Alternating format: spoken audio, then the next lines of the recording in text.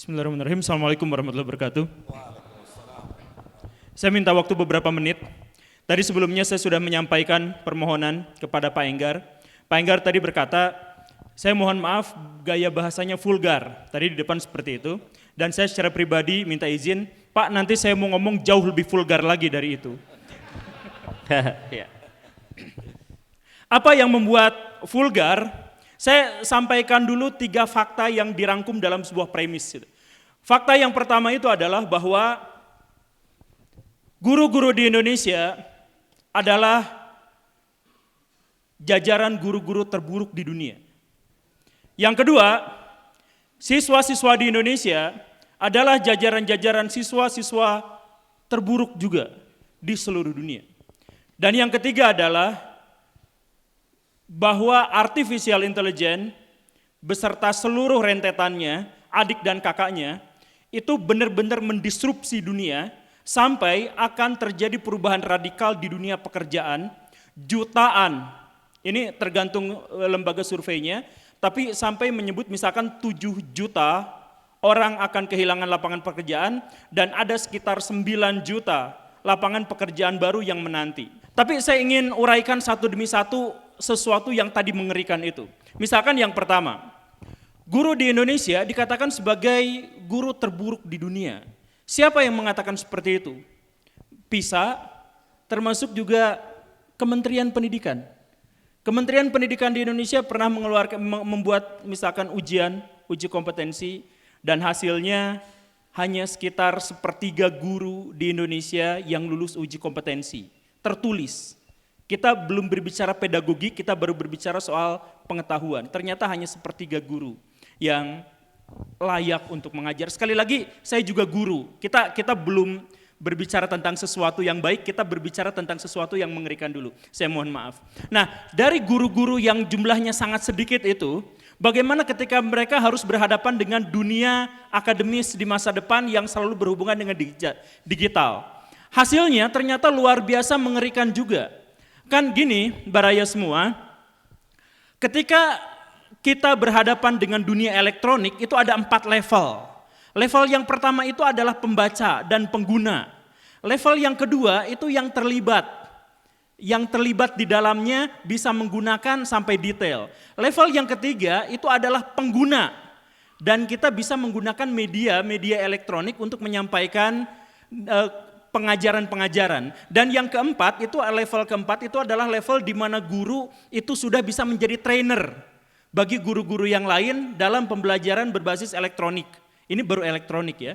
Nah, Indonesia datanya hanya 46% guru yang mampu level 1. Level 1 ya. Level 1 yaitu guru-guru yang menggunakan media elektronik untuk mencari sumber, mencari bahan. Belum untuk menampilkannya, belum untuk menggunakannya, apalagi terlibat di dalamnya, apalagi menjadi trainer. Itu level-level berikutnya. Level 1, guru-guru di Indonesia hanya 46% yang menggunakan media elektronik untuk menjadikannya sumber bacaan. Dan inilah yang pada akhirnya menjadikan Indonesia sebagai negara dengan guru-guru yang paling tidak siap kalau nanti artificial intelligence mendisrupsi pendidikan kita. Ini ngeri. Saya berhadapan di sini dengan guru-guru, jadi jangan dulu bully saya, tapi mari kita introspeksi apa yang akan terjadi pada murid-murid kita di masa depan. Itu premis yang pertamanya. Yang keduanya adalah bahwa ternyata murid-murid kita juga adalah salah satu murid-murid terburuk di dunia. Datanya dari mana? Saya kemarin membaca sebuah paper yang ditulis oleh Elizabeth Pisani. Judulnya saja sudah benar-benar mengerikan. Dalam bahasa Inggris, tapi judulnya saya translasikan saja. Judulnya adalah anak-anak Indonesia tidak tahu seberapa bodohnya mereka. Judulnya kayak gitu.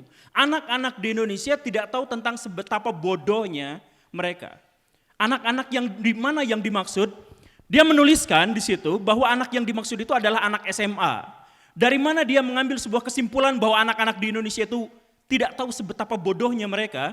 Dia nulis bahwa kurang dari 1/3 anak-anak SMA di Indonesia yang bisa menemukan kalimat inti dari sebuah paragraf.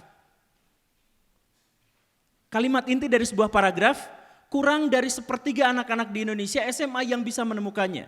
Kemudian anak-anak Indonesia hanya sedikit sekali yang mampu membaca data. Padahal data itu kan fakta keras ya. Tapi bahkan kita belum masuk ke analisis, kita belum masuk ke sintesis, tapi yang disebutkan di sana itu adalah anak-anak Indonesia tidak bisa membaca data. Dari situ saja itu sudah menurut dia, itu sudah menunjukkan bahwa anak-anak kita tidak tahu sebetapa bodohnya mereka. Itu ngeri, saya guru, saya baca itu, saya sakit hati tapi yang nulis ini, papernya itu diterbitkannya di bawah naungan PBB. Jadi susah sekali untuk ini. Jadi dan kemudian ketika saya melihat teman-teman saya di kampus, teman-teman saya guru mengajar, ternyata ada satu indikasi bahwa anak-anak kita memang kurang terpelajar. Yaitu apa? Ketika presentasi mereka gak bisa lepas dari teks. Mahasiswa, siswa di Indonesia, kalau presentasi dia copas dari Google, kemudian dia tampilkan ke depan, dan kemudian dia baca kata per kata, huruf per huruf. Kalau misalkan disuruh presentasi tanpa teks, mereka gagap dan bahkan tidak bisa menyampaikan pesan.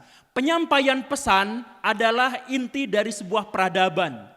Peradaban itu dimulai dari kemampuan manusia berbahasa, sehingga bisa mengakumulasikan pengetahuan. Bahasa itu intinya itu adalah kemampuan menyampaikan dan menerima pesan. Betul ya?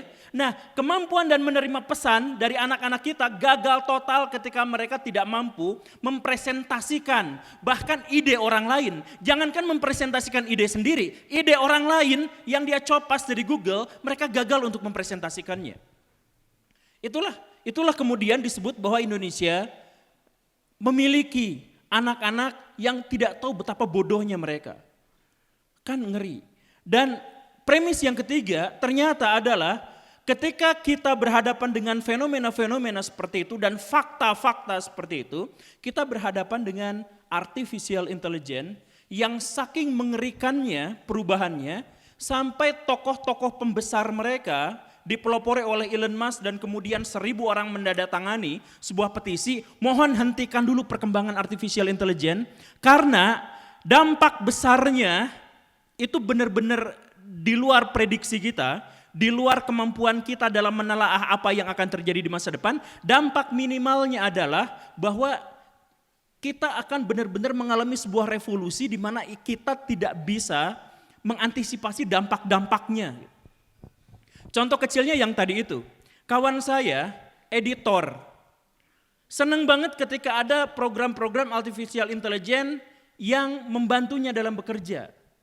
Tak lama kemudian dia mendapatkan surat dari atasannya bahwa selama ini di perusahaannya butuh 5 editor, setelah ada program artificial intelligence itu hanya butuh 2.